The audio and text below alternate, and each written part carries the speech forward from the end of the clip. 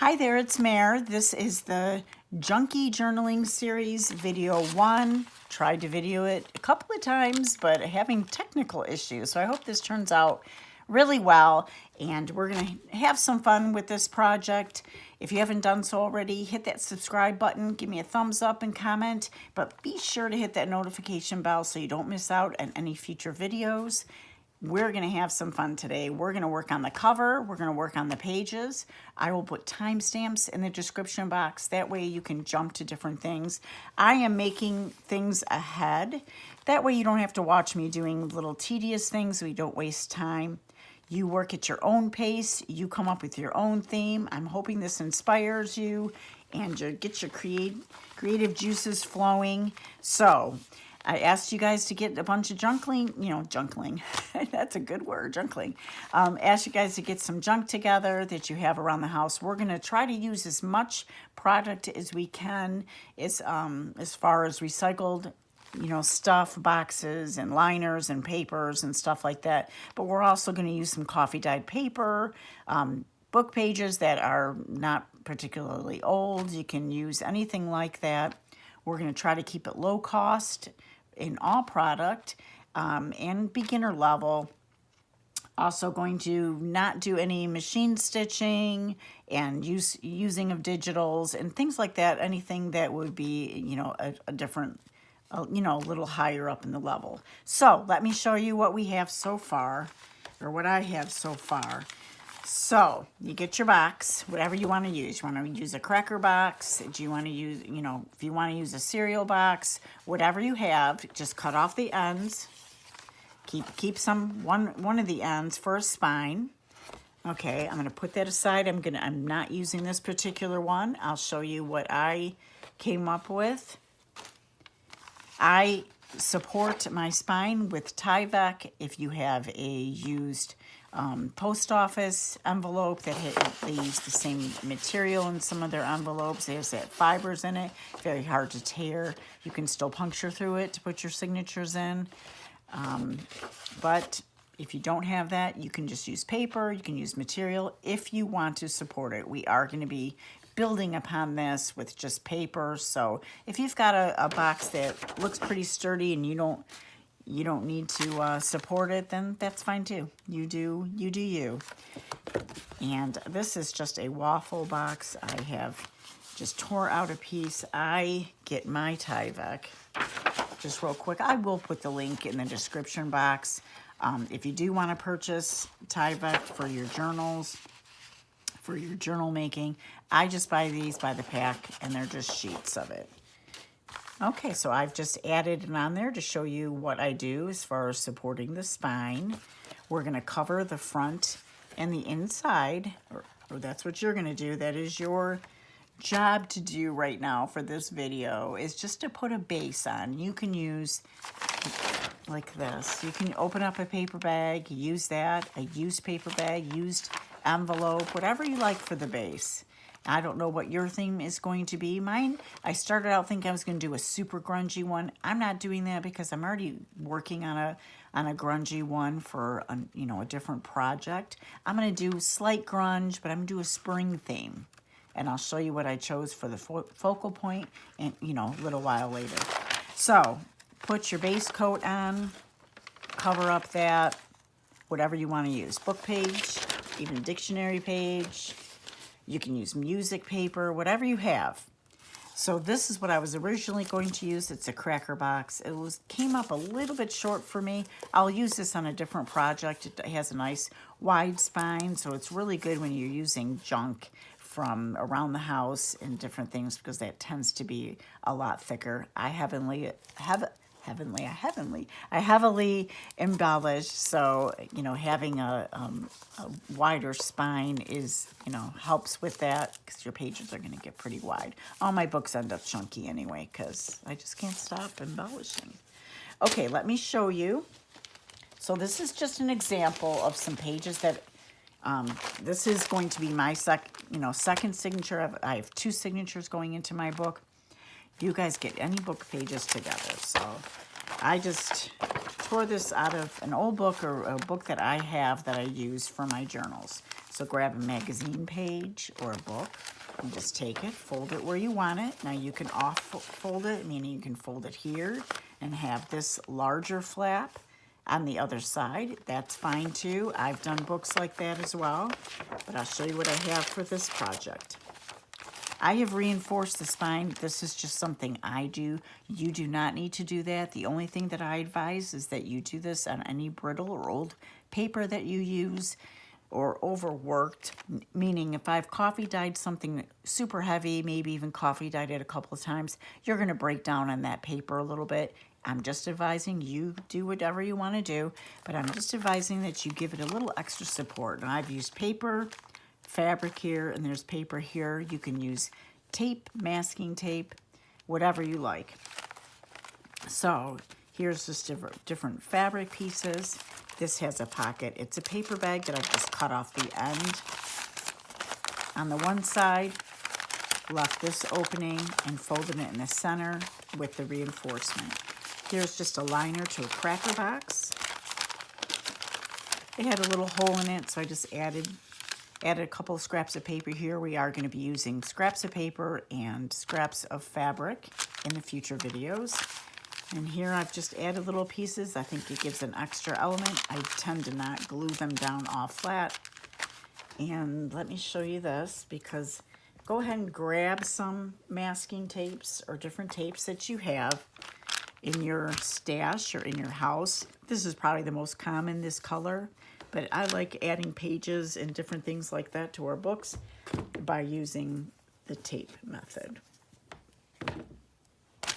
Okay, here's just some steno paper. I wanted it right side up. Now, I've already done this video where I did this, but let me show you. It's just taking a scrap of paper. If this was one side of your paper, you just want to glue it. Obviously, you want a thinner piece than this. Glue it here.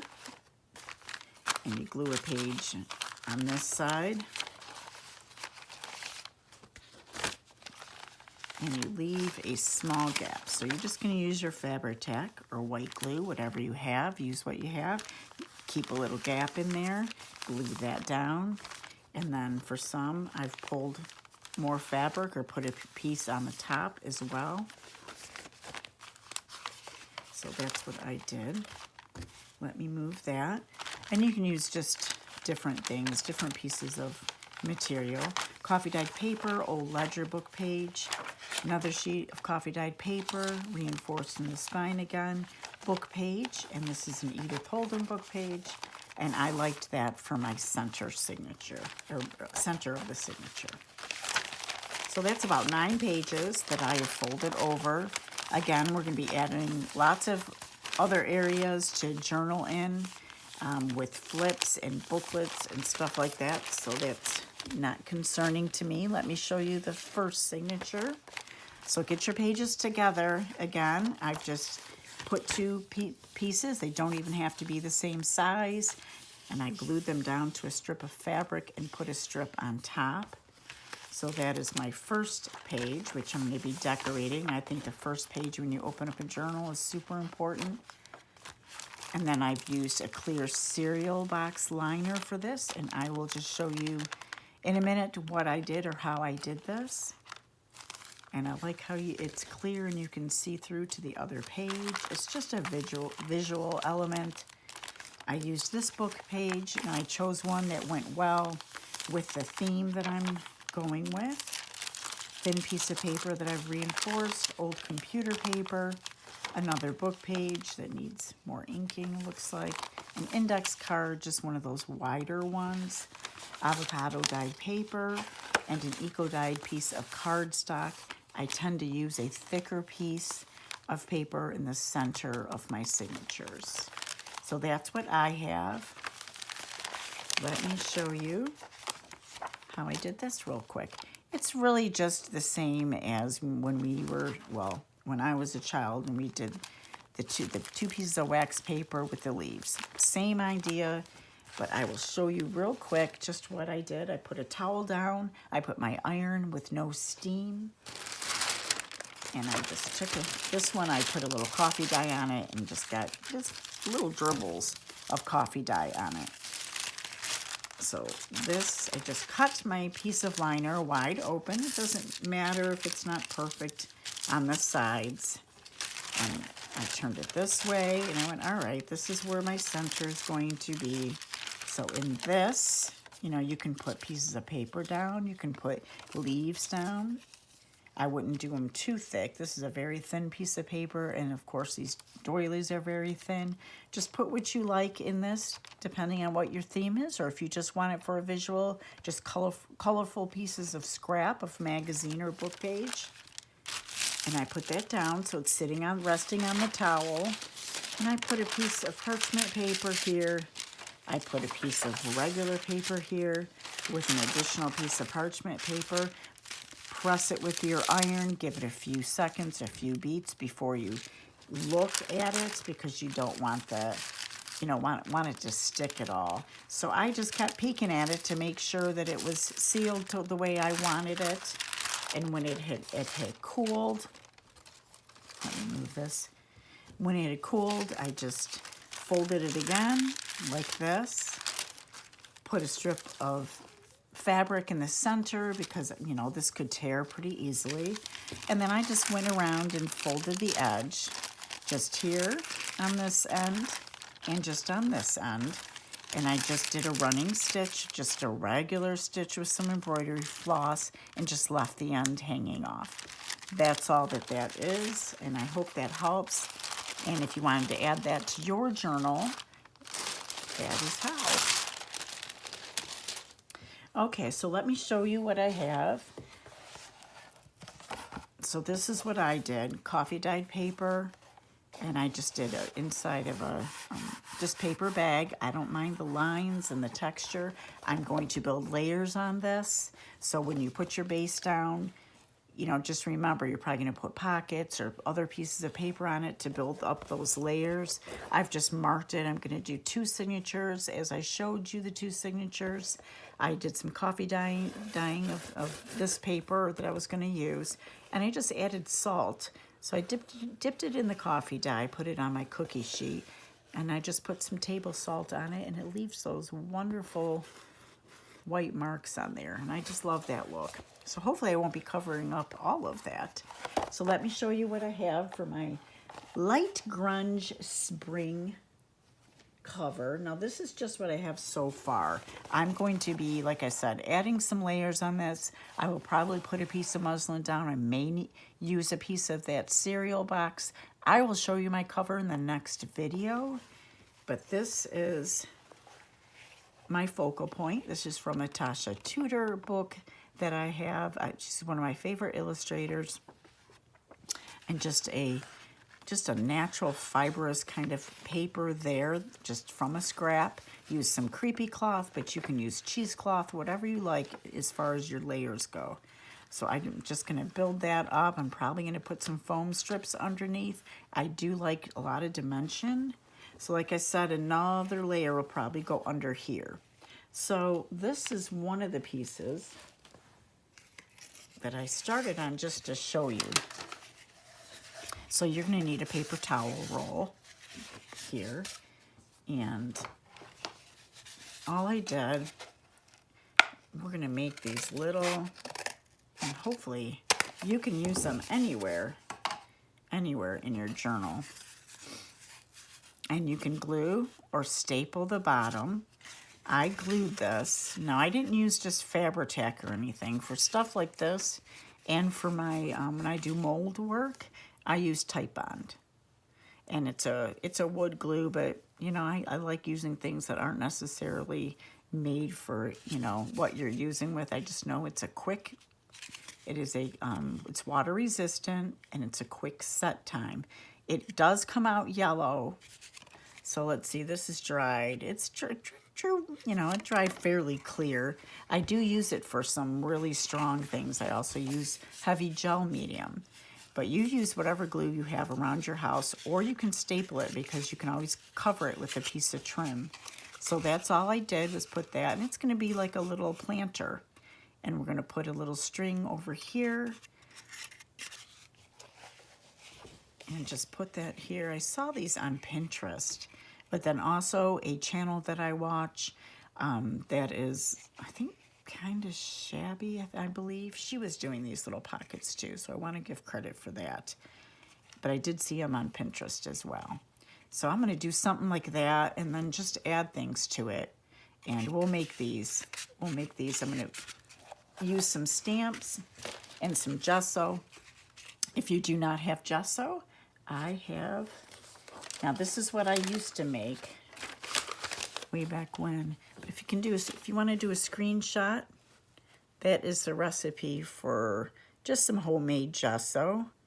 And if you have a glass jar, canning jar, a quarter cup of baby powder or plaster of Paris, a quarter cup of water, a half a cup of white acrylic paint, and a quarter cup of white glue.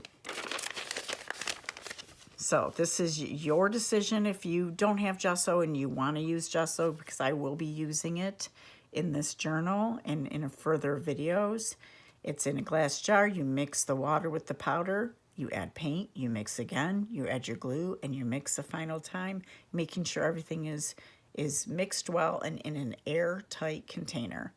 Totally up to you, but there's a recipe if you want to screenshot that or come back to this video and you can see it all over again, how to make your own gesso. Same with Mod Podge. We're going to be doing a little bit of decoupage. If you do not have Mod Podge, you can use white glue, water down to thin it out. I know a lot of people, they use that. We're going to be using some tea bags. I have some coffee dyed natural coffee filters here. And I'm just going to be making up some different flowers with these. You can cut them down and all that, and we can make some pretty flowers. So I think that's it. Oh, one other thing. Now you're going to say, well, sure, I'll get my signatures together, but how do I get them in my book? Well, I am going to talk to you about that for a second. Okay, so you make our holes. For me, I line them up, and I just make a little mark here. And it just depends. If you want your strings on the outside or the inside, it just depends on what works best for you. Now, when I first started out, because this is beginner stage, I watched so many videos on a 3-hole pamphlet stitch. But I'm going to share with you in the description box the link to the video that helped me the most. Will it help you the most? Maybe not. But I'm going to share that with you. It is a video from Gayle Agostinelli. She does have quite a few binding videos for beginners, but I'm going to share with you the 1 or 2 videos. I'm going to link that in the description box, and that's your homework. Your homework is to get your papers together, whatever you're going to use. I want you to flatten out the ends really well, get them together, position them wherever you want them to be. If I wanted this page higher up like this, you do that. However you want them to sit in your book. I like my strings on the outside. I do have journals that I put the strings on the inside, but I don't want to confuse anybody. I don't want to do a video sewing in my signatures when there's an expert video out there, which is Gayle's video, and I think it'd be helpful to you. So I'm going to sew my signatures in. You sew your signatures in. Get your stamps ready. We're going to do some stamping. Get your gesso ready for your little pockets if you want to do them with me. It's just one of the different ways we're going to decorate the pages. So thanks for watching, guys, and look for that second video, and I hope you enjoyed this. Thank you. Have a great day.